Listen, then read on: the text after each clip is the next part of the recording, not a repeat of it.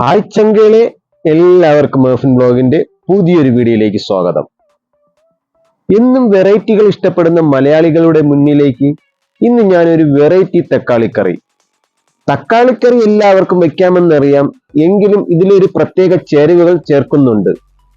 ആ ചേരുവകൾ നമ്മളെ ഈ തക്കാളിക്കറിക്ക് രുചി കൂട്ടും. അപ്പോൾ ഈ വീഡിയോയുടെ ഡീറ്റെയിൽസ് മിസ് ചെയ്യാതിരിക്കാൻ വേണ്ടി വീഡിയോ സ്കിപ്പ് ചെയ്യാതെ തന്നെ കാണണേ. അപ്പൊ നമ്മളെ വീഡിയോയിലേക്ക് കടക്കും മുമ്പ് തന്നെ ഇതുപോലെയുള്ള മനോഹരമായ വീഡിയോകൾ നമ്മൾ അപ്ലോഡ് ചെയ്യുന്ന സമയത്തുണ്ടല്ലോ, നോട്ടിഫിക്കേഷൻ നിങ്ങളുടെ ഫോണിൽ കറക്റ്റ് ആയിട്ട് കിട്ടുവാൻ വേണ്ടി ആ മുകളിൽ കാണുന്ന ഫോളോ ബട്ടൺ ഒന്ന് പ്രസ് ചെയ്ത് വെച്ചിരിക്കണേ. മറന്നുപോകാതെ ഒന്ന് സബ്സ്ക്രൈബ് ചെയ്ത് ഒന്ന് സപ്പോർട്ടും കൂടെ ചെയ്യണേ. അപ്പൊ എങ്ങനെയാണ് ആ തക്കാളിക്കറി തയ്യാറാക്കുന്നതെന്ന് വീഡിയോയിലൂടെ കണ്ടിട്ട് വരാം.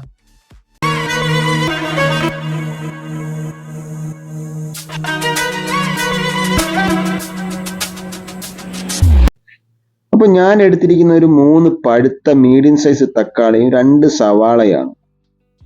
തയ്യാറാക്കി എടുക്കാൻ വേണ്ടി ഒരു ഫ്രൈ പാൻ എടുത്ത് അടുപ്പിലോട്ട് വെച്ചിട്ട് അതന്ന് അത്യാവശ്യം ഒന്ന് ചൂടായി വരുമ്പോൾ 2 ടേബിൾ സ്പൂൺ വെളിച്ചെണ്ണ അങ്ങോട്ട് ഒഴിച്ചു കൊടുക്കാം.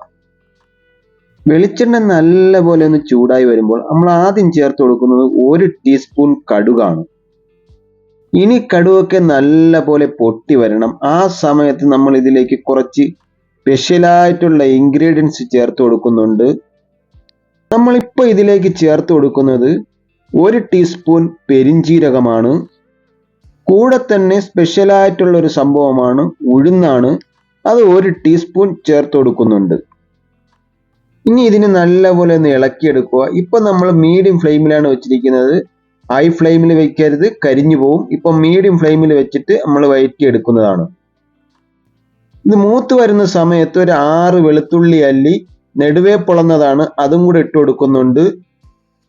വെളുത്തുള്ളി ഇങ്ങനെ മുഴുവനായിട്ട് ഇട്ട് കൊടുക്കുന്നത് അവസാനം നമുക്ക് കടിക്കാൻ കിട്ടുമ്പോൾ ഇതുപോലെ മുഴുവനായിട്ട് കിട്ടണം.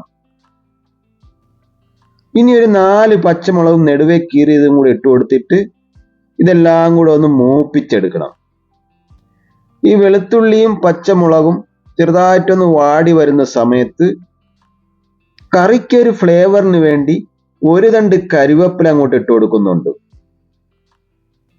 ഇനി കരിവേപ്പില നല്ലപോലെ ഒന്ന് പൊട്ടി വരണം. ഈ സമയത്ത് നമുക്ക് ഇതിലേക്ക് ചേർത്ത് കൊടുക്കാനുള്ളത്, ഇനി ഇതിലേക്ക് ചേർത്ത് കൊടുക്കുന്നത് 1.5 സവാള ചെറുതായിട്ട് അരിഞ്ഞതാണ്, അതും കൂടെ ചേർത്ത് കൊടുക്കുന്നുണ്ട്. നിങ്ങൾക്ക് പൊടിയായിട്ട് അരിഞ്ഞു വേണമെങ്കിൽ ഇതിൽ ചേർത്ത് കൊടുക്കാം. ഇനി ഈ സവാള നല്ലപോലെ ഒന്ന് വഴറ്റിയെടുക്കണം. ഇപ്പൊ സവാളയൊക്കെ ഇവിടെ വഴണ്ട് വന്നിട്ടുണ്ട്. ഇനി ഇതിന്റെ മെയിനായിട്ട് ചേർത്ത് കൊടുക്കുന്നത് 3 തക്കാളിയാണ്. അത് ചെറുതായിട്ട് അരിഞ്ഞതാണ്, അതിന്റെ കുരുവൊക്കെ കളഞ്ഞിട്ടാണ് എടുത്തിരിക്കുന്നത്. അതും കൂടെ ചേർത്ത് കൊടുത്തിട്ട് ഇനി ഇത് നല്ലപോലെ ഒന്ന് മിക്സ് ചെയ്തെടുക്കാം. ഇനി ഇതിലേക്ക് ഇപ്പം വെള്ളം ചേർത്ത് കൊടുക്കേണ്ട കാര്യമില്ല, കാരണം തക്കാളിയിൽ നല്ലപോലെ വെള്ളമുണ്ട്. നമ്മൾ മീഡിയം ഫ്ലെയിമിൽ വെച്ചിട്ട് തന്നെ ഇത് കുക്ക് ചെയ്തെടുത്താൽ മതി. ഇനി ഇതിനൊരു 4-5 മിനിറ്റ് അടച്ചു വെച്ചിട്ടൊന്ന് കുക്ക് ചെയ്തെടുക്കാം. അപ്പോൾ ആ തക്കാളിയുടെ വെള്ളമൊക്കെ നല്ലപോലെ കറക്റ്റായിട്ട് ഇറങ്ങി വരുന്നതായിരിക്കും. ഇപ്പൊ ഇവിടെ ഒരു 6 മിനിറ്റ് കഴിഞ്ഞിട്ടുണ്ട്. അപ്പൊ തക്കാളിയുടെ വെള്ളമൊക്കെ നല്ലപോലെ ഇറങ്ങി വന്നിട്ടുണ്ട്. ഇനി ഇതിലേക്ക് കുറച്ച് പൊടികൾ ചേർത്ത് കൊടുക്കണം. അതിന് നമ്മൾ ആദ്യം ചേർത്ത് കൊടുക്കുന്നത് 1/2 ടീസ്പൂൺ മഞ്ഞപ്പൊടിയാണ്. അപ്പൊ നമ്മൾ മഞ്ഞപ്പൊടി ചേർത്ത് കൊടുത്തതിന് ശേഷം ഇനി നമ്മൾ ചേർത്ത് കൊടുക്കുന്നത് 1 ടീസ്പൂൺ കുരുമുളക് പൊടിയാണ്. ടീസ്പൂണും ടേബിൾ സ്പൂണും മാറിപ്പോവരുത്. 1 ടീസ്പൂൺ കുരുമുളക് പൊടി മാത്രമേ ചേർത്ത് കൊടുത്തിട്ടുള്ളൂ. ഇനി ഞാൻ ചേർത്ത് കൊടുക്കുന്നത് ഒരു 1/4 ടേബിൾ സ്പൂൺ എരിവുള്ള മുളക് പൊടിയാണ്. അതും കൂടെ ഇതിലേക്ക് ചേർക്കുന്നുണ്ട്. അതോടൊപ്പം തന്നെ ഇതിലേക്ക് ചേർത്ത് കൊടുക്കുന്നത് 1 ടേബിൾ സ്പൂൺ മല്ലിപ്പൊടിയും. ഇനി നമ്മൾ ഇതിലേക്ക് ചേർത്ത് കൊടുക്കുന്നത് 1 ടേബിൾ സ്പൂൺ ഇഞ്ചിയും വെളുത്തുള്ളിയും അരച്ചതാണ്, അതും കൂടെ ചേർത്ത് കൊടുക്കുന്നുണ്ട്. ഇതിൽ കൂടുതൽ ഇഞ്ചിയും വെളുത്തുള്ളിയും ചേർത്ത് കൊടുക്കലിൽ ചവ വരും, അതുകൊണ്ട് 1 ടേബിൾ സ്പൂൺ മാത്രം ചേർത്ത് കൊടുക്കുക. ഇനി ഇതിനെ നല്ലപോലെ ഒന്ന് ഇളക്കിയെടുക്കുക. ഈ പൊടിയുടെയൊക്കെ ഒരു പച്ച മണമുണ്ട്, അതൊക്കെ ഒന്ന് മാറി വരണം. അതിന് നല്ലപോലെ പൊടി ഒന്ന് മൂപ്പിച്ചെടുക്കണം. ഇപ്പൊ നല്ലപോലെ ഒന്ന് ഇളക്കിയെടുക്കുക. ഇനി ഇത് കുറച്ച് സമയം ഒന്ന് കുക്ക് ചെയ്തെടുക്കണം. ഒരു 5-6 മിനിറ്റ് ഒന്ന് കുക്ക് ചെയ്തെടുക്കുമ്പോൾ മസാലയൊക്കെ കറക്റ്റ് ആയിട്ട് അതിൽ പിടിച്ചിട്ടുണ്ടാവും. ഇപ്പോഴിതാ 1 തണ്ട് കരിവേപ്പിലയും കൂടെ ഇതിലേക്ക് വീണ്ടും ഇട്ട് കൊടുക്കുന്നുണ്ട്. ശേഷം ഇതിലേക്ക് കുറച്ച് വെള്ളം ചേർത്ത് കൊടുക്കാനുണ്ട്. ഞാനിപ്പോൾ ഇവിടെ 1 കപ്പ് വെള്ളം ചേർത്ത് കൊടുത്തിട്ടുണ്ട്.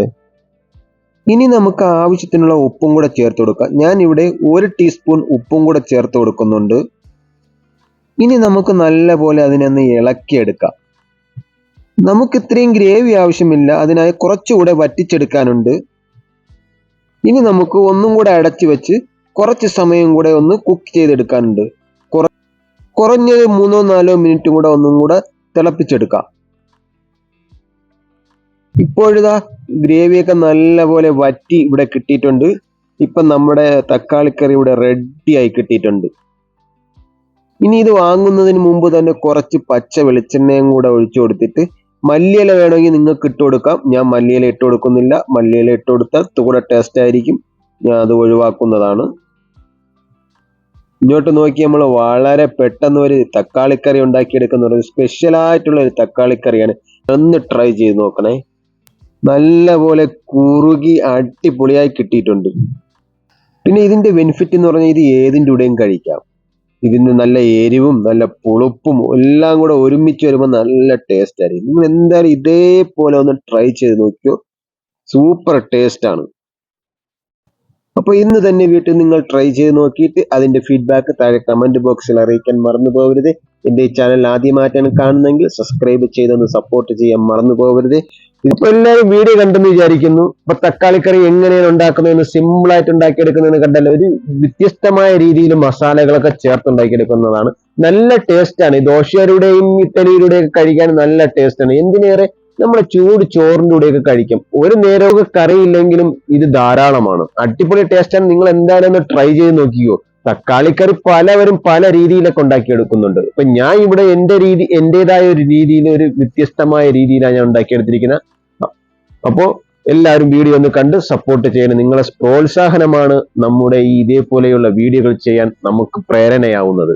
ഓക്കെ, ഇനി കുറച്ച് ചൂട് ചോറങ്ങോട്ട് എടുത്തിട്ടേ അതിന്റെ പുറത്തേക്ക് നമ്മൾ ഇപ്പൊ തയ്യാറാക്കിയ തക്കാളിക്കറി അങ്ങോട്ട് ഒഴിച്ച് കൊടുത്തിട്ട് വാരി അങ്ങോട്ട് കഴിക്കണം മോനെ. അടിപൊളിയാണ്.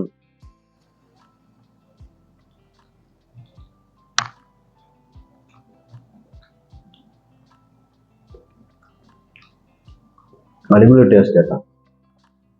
ആ എരിവും ആ പുളിപ്പും ഇതൊരു സൈഡ് ഡിഷ് ആയിട്ട് നമുക്ക് കഴിക്കാം. ദോശയുടെ ആയാലും ഇഡ്ഡലിയുടെ ആയാലും ചോറിൻ്റെ ആയാലും നമുക്ക് വളരെ പെട്ടെന്ന് ഉണ്ടാക്കിയെടുത്തിട്ട് കഴിക്കാവുന്നതാണ്. ഇതുപോലെ കറിയെ കൊണ്ട് ഈ ചോറ് പോകുന്ന വഴി അറിയത്തില്ല.